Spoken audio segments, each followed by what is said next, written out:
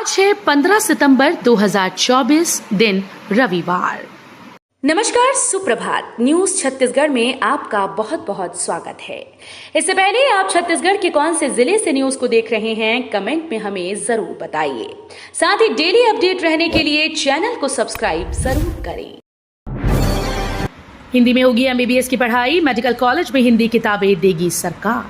छत्तीसगढ़ में मेडिकल की पढ़ाई हिंदी में होगी, इसका ऐलान प्रदेश के मुख्यमंत्री विष्णुदेव साय ने किया। हिंदी दिवस पर उन्होंने ये घोषणा की है। चिकित्सक अब हिंदी मीडियम में पढ़ाई पूरी करेंगे। इस साल इसके लिए सरकार हिंदी में किताबें भी मुहैया करवाएगी। छत्तीसगढ़ के मुख्यमंत्री विष्णुदेव ने कहा कि हमारी सरकार एक बड़ा निर्णय ले रही है। किसानों के हित में केंद्र सरकार का बड़ा फैसला, बासमती चावल से हटाया गया न्यूनतम निर्यात शुल्क। प्रधानमंत्री मोदी ने किसानों के लिए एक बड़ा निर्णय लिया है। केंद्र सरकार ने बासमती चावल से न्यूनतम निर्यात शुल्क को हटाने, खाद्य तेलों के आयात शुल्क को 0% से बढ़ाकर 20% करने और प्याज के निर्यात शुल्क को 40% से कम कर 20% करने का निर्णय लिया। वहीं रिफाइन ऑयल के लिए मूल शुल्क को 32.5% तक बढ़ाने का निर्णय लिया है, जिससे सोयाबीन, बासमती, प्याज, सरसों, सूरजमुखी और मूंगफली उत्पादक छत्तीसगढ़ के किसानों की आय में वृद्धि होगी। देवी भक्तों के लिए खुशखबरी, डोंगरगढ़ में शुरू हुआ रोपवे का संचालन। नवरात्रि पर्व शुरू होने से पहले देवी भक्तों के लिए बड़ी खुशखबरी सामने आई है। दरअसल प्रसिद्ध देवी स्थल डोंगरगढ़ में एक बार फिर से रोपवे का संचालन शुरू कर दिया गया है। भक्त इसका लाभ एक साल में शुरू होने वाले शारदीय नवरात्रि से ले पाएंगे। ऐसे देवी भक्त जो सीढ़ियों से मंदिर पहुंचने में अक्षम हैं, वो अब रोपवे की मदद से मां बमलेश्वरी का दर्शन कर पाएंगे। सिमसौर जिला अस्पताल में जल्द व्हाट्सएप से मिलेगी पैथोलॉजी जांच रिपोर्ट। मुख्यमंत्री विष्णुदेव साय के मार्गदर्शन और स्वास्थ्य मंत्री श्याम बिहारी जायसवाल के निर्देश पर प्रदेश में स्वास्थ्य सुविधाओं की बेहतरी के लिए लगातार कार्य हो रही हैं। इस कड़ी में अब बिलासपुर में स्थित सिमसौर जिला अस्पताल में पैथोलॉजी जांच की रिपोर्ट बहुत जल्दी व्हाट्सएप मैसेज के जरिए मिलेगी। रिपोर्ट प्राप्त करने के लिए मरीजों को भागदौड़ नहीं करनी पड़ेगी। बिलासपुर कलेक्टर अवनीश शरण ने सिमसौर जिला अस्पताल का निरीक्षण करने के बाद दोनों संस्थानों के प्रबंधन को इस आशय के निर्देश दिए हैं। 17 सितंबर को श्रमिक सम्मेलन का होगा आयोजन। मुख्यमंत्री विष्णुदेव साय के नेतृत्व में प्रदेश के श्रमिकों के हित में अनेक कल्याणकारी योजनाएं संचालित की जा रही हैं, जिसका सीधा लाभ श्रमिकों और उनके परिवार के सदस्यों को मिल रहा है। उद्योग मंत्री लखनलाल देवांगन ने बताया कि मुख्यमंत्री विष्णुदेव साय 17 सितंबर विश्वकर्मा जयंती के अवसर पर श्रमिक सम्मेलन में 57,000 से अधिक पंजीकृत श्रमिकों व उनके परिवार के सदस्यों को 49,43,52,294 रुपए केंद्रीकृत DBT के माध्यम से वितरण करेंगे। सीएम साय ने पुलिस अफसरों को दी सख्त हिदायत, अवैध शराब, जुआ, सट्टा और भूमाफिया पर करें कार्रवाई। मुख्यमंत्री विष्णुदेव साय ने कहा कि अवैध शराब, जुआ, सट्टा और नशाखोरी पर जीरो टॉलरेंस की नीति पर काम करना होगा। इसके अलावा भूमाफिया के खिलाफ पुलिस और राजस्व विभाग मिलकर कार्रवाई करें। उन्होंने कहा कि रायपुर में सबसे अधिक भूमाफिया की शिकायत है। इसमें किसी भी तरह की शिकायत मिली तो SP कलेक्टर जिम्मेदार होंगे। सीएम साय ने कहा कि पुलिसिंग ऐसी होनी चाहिए जिसका अपराधियों में भय हो। मिलने लगा हर घर में नल से जल, कुर्दी के ग्रामीणों ने सरकार का जताया आभार। छत्तीसगढ़ में भाजपा की सरकार बनते ही केंद्र सरकार की योजनाओं को प्रदेश में तेजी से लागू किया जा रहा है। मुख्यमंत्री विष्णुदेव साय केंद्र सरकार की योजनाओं के क्रियान्वयन की सतत मॉनिटरिंग भी करते हैं। इसी क्रम में गर्मियों के दिनों में पेयजल की विकट समस्या से जूझते ग्राम कुर्दी के निवासियों को अब जल जीवन मिशन के बेहतर संचालन के माध्यम से शुद्ध पेयजल मिल रहा है। निकाय और पंचायत चुनाव से पहले कांग्रेस करेगी 125 किलोमीटर की पदयात्रा। छत्तीसगढ़ में नगरीय निकाय और पंचायत चुनाव से पहले कांग्रेस की पदयात्रा शुरू होगी। कांग्रेस प्रदेशाध्यक्ष दीपक बैज 125 किलोमीटर पैदल यात्रा करेंगे और विभिन्न स्थानों में सभाओं को संबोधित करेंगे। दरअसल दीपक बैज की अध्यक्षता में प्रदेश कांग्रेस कार्यकारिणी की बैठक हुई। इसमें रायपुर दक्षिण विधानसभा उपचुनाव और नगरीय निकाय चुनाव की तैयारी व रणनीति पर चर्चा की गई। छत्तीसगढ़ में अब भूमि राशि पोर्टल 2.0 से होगा जमीन अधिग्रहण और मुआवजे का वितरण। छत्तीसगढ़ में जमीन अधिग्रहण की पूरी कार्यवाही और मुआवजा वितरण का काम भूमि राशि पोर्टल 2.0 के माध्यम से किया जा रहा है। केंद्रीय सड़क परिवहन राजमार्ग मंत्रालय ने इस पोर्टल को लॉन्च किया है। ये जानकारी VIP रोड स्थित होटल बेबीलोन इंटरनेशनल में NHAI के अधिकारियों ने दी है। डिप्टी CM साव ने USA में भारतीय मूल के लोगों से की मुलाकात। भारत के लोग दुनिया के जिस देश में भी गए हैं, वहां उस देश के विकास में योगदान दे रहे हैं। वे समरस होकर भारत का मान और सम्मान बढ़ा रही हैं। प्रधानमंत्री नरेंद्र मोदी के नेतृत्व में भारत विश्व की तीसरी बड़ी अर्थव्यवस्था बनने की ओर अग्रसर है। ये बातें प्रदेश के उप मुख्यमंत्री अरुण साव ने न्यू जर्सी में भारतीय मूल के लोगों से कही। उप मुख्यमंत्री रॉयल एल्बर्ट्स पैलेस में भारतीय मूल के लोगों के द्वारा अपने सम्मान में आयोजित कार्यक्रम में शामिल हुए। छत्तीसगढ़ में बनेगा महामाया मंदिर कॉरिडोर, काशी विश्वनाथ और उज्जैन की तर्ज पर होगा विकास। छत्तीसगढ़ के बिलासपुर जिले में स्थित रतनपुर का महामाया मंदिर काशी विश्वनाथ कॉरिडोर की तरह विकसित किया जाएगा। इसकी योजना केंद्रीय एजेंसी बना रही है। शुक्रवार को इसे लेकर अधिकारियों के साथ एक बैठक केंद्रीय राज्य मंत्री और बिलासपुर के सांसद तोखन साहू ने की। साहू ने बताया कि जल्द ही इस प्रोजेक्ट पर काम शुरू होगा। आवासन और शहरी मामलों के केंद्रीय राज्य मंत्री तोखन साहू ने बताया कि रतनपुर में महामाया मंदिर कॉरिडोर भव्य बनाने सरकार प्रतिबद्ध है।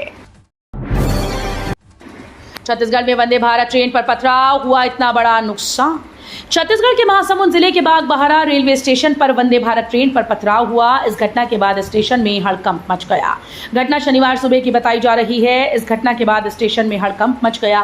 पुलिस ने 5 आरोपियों को हिरासत में लिया। दरअसल महासमुंद से रायपुर दुर्ग की ओर और महासमुंद से विशाखापट्टनम की ओर जाने वाले यात्रियों को अब वंदे भारत एक्सप्रेस की सेवा मिलने जा रही है।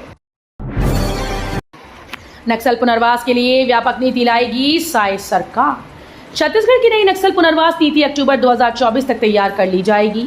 नई नीति के अंतर्गत आत्मसमर्पण करने वाले नक्सलियों को जिला स्तर पर नामित किए गए अधिकारी की देखरेख में 3 साल गुजारने होंगे। इस अवधि में नक्सलियों को 10,000 रुपए मासिक भत्ता दिया जाएगा। छात्राओं को धमकाने वाली तहसीलदार का ट्रांसफर, हाईकोर्ट ने भी मांगी जानकारी। छात्राओं को जेल भेजने की धमकी देने वाली तहसीलदार माया अंचल लहरे का तबादला नक्सल क्षेत्र में किया गया। इधर हाईकोर्ट ने भी इस मामले में कलेक्टर से जानकारी मांगी है, जिसके जवाब में मामला शॉर्ट आउट होने की जानकारी दी गई। सीएम कॉन्फ्रेंस के बाद प्रदेश भर के तहसीलदारों का ट्रांसफर आदेश जारी हुआ। इसमें बिलासपुर जिले के 6 तहसीलदार भी शामिल हैं। छत्तीसगढ़ में गरीबों का अनाज निकल रहे हैं डीलर, लाभुकों को 2 माह से नहीं मिल रहा राशन। मनेन्द्रगढ़ के भरतपुर विकासखंड के ग्राम पंचायत जोलगी में हितग्राहियों को सरकारी राशन नहीं मिल पा रहा। गांव के 380 राशन कार्डधारी परिवारों में से 90 हितग्राही पिछले 2 महीने से चावल के लिए तरस रहे हैं। आपको बता दें कि गांव की जनता को मजबूरन महंगे दामों पर बाजार से राशन खरीदना पड़ रहा है। ग्रामीणों ने उचित मूल्य की दुकान पर जाकर अपना विरोध जताया, लेकिन स्थिति जस की तस बनी हुई है। छत्तीसगढ़ शिक्षक पात्रता परीक्षा के परिणाम जारी। छत्तीसगढ़ व्यावसायिक परीक्षा मंडल ने छत्तीसगढ़ शिक्षक पात्रता परीक्षा के परिणाम जारी कर दिए हैं। परीक्षा में शामिल होने वाले उम्मीदवार अब आधिकारिक वेबसाइट पर जाकर अपने स्कोर कार्ड देख और डाउनलोड कर सकते हैं। छत्तीसगढ़ व्यावसायिक परीक्षा मंडल ने प्राथमिक कक्षा 1 से 5 तक के लिए छत्तीसगढ़ शिक्षक पात्रता परीक्षा परिणाम घोषित किए हैं। महीने भर से गंदा पानी पी रहे शहरवासी, शहर के युवाओं ने चलाया पोस्टर अभियान। बालोद शहर के लोग इन दिनों गंदे पानी की समस्या से जूझ रहे हैं। 1-2 दिन नहीं बल्कि 3 दिनों से यहां पर गंदे पानी की सप्लाई हो रही है। विगत 1 महीने से नलों से पानी मैला आ रहा है, जिसके कारण पूरे शहर वासियों को काफी समस्याओं का सामना करना पड़ रहा है। वहीं पूरे मामले पर मुख्य नगर पालिका अधिकारी सौरभ शर्मा का कहना है कि पानी गंदा आने का मुख्य कारण है बारिश की वजह से डैम का पानी गंदा हो गया है। बिगड़ती कानून व्यवस्था, कांग्रेस गिरौदपुरी तक करेगी पदयात्रा।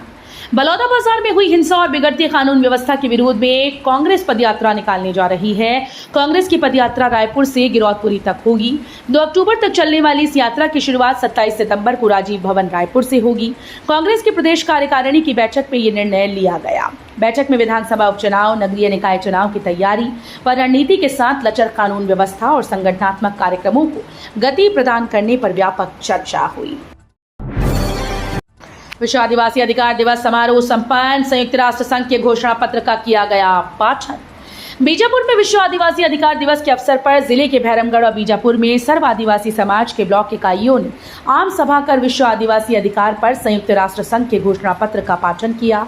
भैरमगढ़ के सर्व आदिवासी समाज के सामाजिक भवन में ब्लॉक के विभिन्न गांव से आए समाज के प्रतिनिधियों ने जल, जंगल और जमीन के संरक्षण सहित मौजूदा समय में अनुसूचित क्षेत्रों में केंद्र और राज्य सरकारों के गैर जरूरी हस्तक्षेप पर चिंता जताई। काम की खबर, राशन कार्ड नवीनीकरण की डेट फिर बढ़ी। छत्तीसगढ़ में राशन कार्डों के नवीनीकरण के लिए 31 अक्टूबर तक समय मिल गया है। पहले अंतिम तिथि 30 सितंबर तय थी। वर्तमान स्थिति को देखते हुए तिथि एक माह आगे बढ़ाई गई। 25 जनवरी से राशन कार्ड नवीनीकरण की प्रक्रिया जारी है। प्रदेश भर में 76,83,426 कार्डधारी हैं। अभी भी 4,65,797 राशन कार्डों का नवीनीकरण नहीं हुआ। मैदानी स्तर पर दिखना चाहिए निर्देशों का असर, छत्तीसगढ़ के कलेक्टर्स और एसपी से बोले सीएम विष्णुदेव साय। छत्तीसगढ़ के मुख्यमंत्री के विष्णुदेव साय ने 2 दिवसीय कलेक्टर एसपी कॉन्फ्रेंस में हिस्सा लिया।